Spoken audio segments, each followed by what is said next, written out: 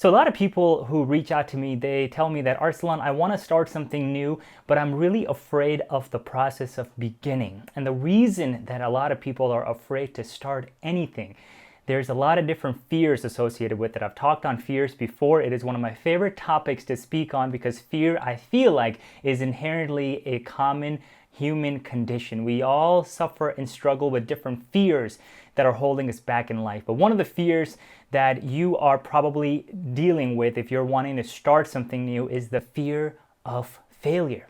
And let me explain this in a little bit more detail, okay? Now think about the very first time you tried doing something when you were younger. For example, let's say the first time you rode a bicycle. Okay, before you got on a bicycle, now a lot of you listening may be just extremely confident in yourself, or you may be extremely comfortable just getting on a bicycle and riding it for the first time and just learning as you go. But for the majority of people, a lot of people are afraid to get on a bicycle because of the one thing that'll happen when you get on a bike. What is that thing? The fear of falling down, okay? Whether it's riding a bicycle, or for example, another example might be getting on the ice and ice skating, or even rollerblading, or even driving a car.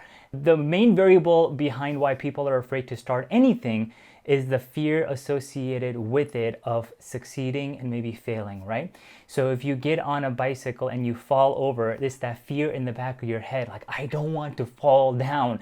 So rather than not even wanting to fall down, I'm not even going to start.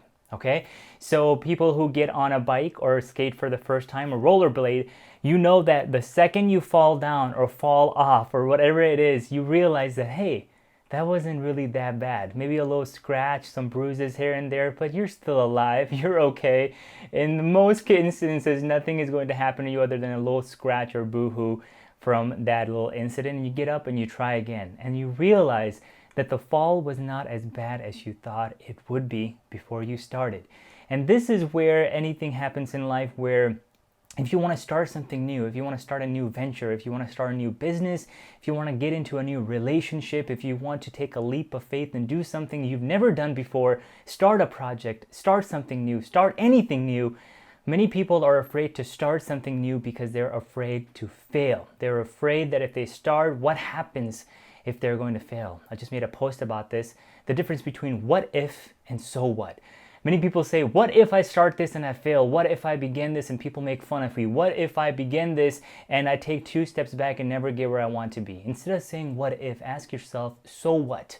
So what? Right? So what if I start this and I fail? So what if I start this and people make fun of me? So what? What's the worst that's gonna happen? What's the worst that could happen? Not a lot, right? So many people, before they start anything, the biggest variable in their mind is the fear of failure.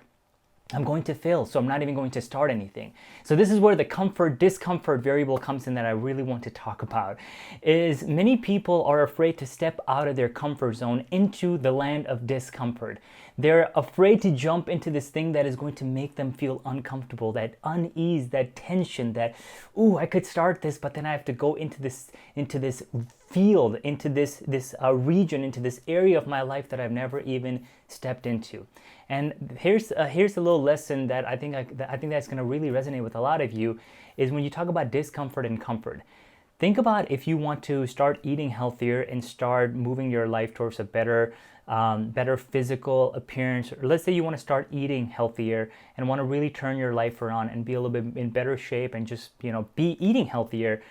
People are afraid to start changing their diet or the way they eat because they're so comfortable with the foods that they have. You're so comfortable eating the things you have and comfortable eating the way you have to where you've gone that it's kind of scary and uncomfortable eating a little bit healthier. Getting rid of your soda and getting rid of the things that you've been eating and replacing it with things that are maybe a little bit more healthier is kind of a scary thought. Now look at it from the other person's point of view. People that eat healthier, people that are very physically active, I love eating healthier, but I'm doing it in moderation as well. I still enjoy my desi food. I still enjoy the things that I love enjoying. But for me, it's extremely uncomfortable to step back and start eating unhealthy multiple days in a row. For me, the discomfort is eating unhealthy. For me, the discomfort is going a week without working out. That for me is the discomfort. For others, it is the discomfort of going to the gym. It is the discomfort of eating healthier. For me, the discomfort is eating unhealthy, and the discomfort is not going to the gym. Okay, so really take that into consideration. Look at it from another person's point of view. A business owner who's extremely successful, who's making a lot of money, for them, it's a comfort level now that they're thriving and succeeding. For them, it's uncomfortable if they're not thriving. It is uncomfortable if they're not getting clients. So you have to start showing up and thinking from a point of view of you already are the person that you want to be. You already have the things that you're trying to achieve. You already are showing up the way you want to be in order to get to where you need to be. All right. Again, it's a mental shift. It's a mindset that you need to completely, turn around. Go listen to my episode on the power of your subconscious. Go listen to the episode on the power of your mind. I really talk a lot about this on how you can start showing up as the person that you want to be. All right. So again, to step out of your discomfort zone and into the thing that is going to be comfortable, your new comfort is going to replace the discomfort that you're so afraid of.